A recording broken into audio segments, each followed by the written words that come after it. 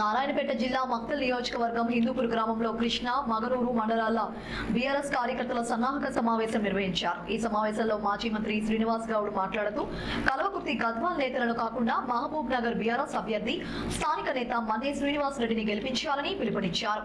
మాయ మాటలతో కాంగ్రెస్ పార్టీ అధికారంలోకి వచ్చి ప్రజలను మోసం చేసిందని, మన్నే శ్రీనివాస్ రెడ్డిని గెలిపిస్తే మన మహబూబ్ నగర్ పరిధిలోని 7 ఎమ్మెల్యేలు గెలిచినట్లేనని, భవిష్యత్తులో మళ్లీ బీఆర్ఎస్ అధికారంలోకి వస్తుందని ధీమా వ్యక్తం చేశారు.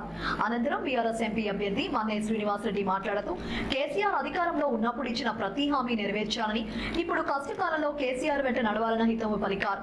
బీఆర్ఎస్ కార్యకర్తలు నాయకులు కష్టపడి పనిచేసి పార్టీ గెలుపు కోసం కృషి చేయాలని కార్యకర్తలకు పిలుపునిచ్చారు.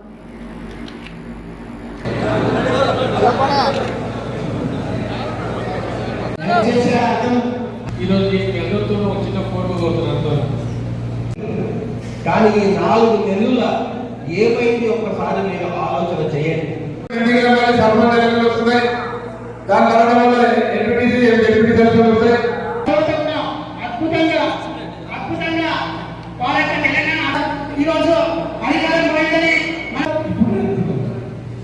ఎట్లా ఓడిపోయిందో ఎమ్మెల్యేగా కనీసం ఎంపీ గెలిస్తే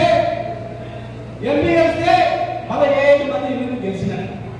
ఎంపీ తీసుకుని ఎట్లా ఎంపీ రమ్మంటే నాకు ఓట్లు వేసి బలపడ్డా కనీసం ఎంపీని గెలిపించుకుంటే ఎంపీని పట్టుకొని పోయి మనం కూర్చోబెట్టచ్చు. వీళ్ళు రాకపోతే అడిగిపోయచ్చు, ఏమైంది రైతు బంధు అడగవచ్చు, కరెంట్ రాకపోతే అడగవచ్చు. ఇప్పుడు చిత్తపడి రామని అడిగిన కరెంట్ అనే బాగుంది, కష్టం కరెంట్ కాదు, వీళ్ళ కష్టాలు స్టార్ట్ అయ్యి నాకు ఉంది నా బాధ. కనుక దయచేసి ఉద్యమం నుంచి లక్ష్మణ కానీ మేము కానీ మల్లప్ప కానీ మరి రామనగర్ కుటుంబం మొత్తం రాజకీయ చిత్రం వాళ్ళందరూ కనుక దయచేసి తొందరపడి అటు ఇటు రోగండి. మనం అందరం ఉన్నాం, మేమందరం మీకు అండగా ఉంటాం. ఎవరికి చిన్న గాయమైనా హైదరాబాద్ ఏమైనా ఇబ్బందిగా మనం ఎప్పటికీ కాపాడుకుంటాం. బాధ్యతలకు వచ్చిన పెద్ద హాస్పిటల్ కట్టించిన ఆడేమైనా రావాలని ఎప్పటికీ బాగు చేసుకుంటాం. ఇంకా ఏ సమస్య వచ్చినా రావాలని ఆ తలాన్ని ఫోన్ చేస్తే ఇమ్మీడియట్ పిలిస్తే పరుగులో మేము ఆయన ఒక్కడు కాదు, మేమంతా ఉన్నాం.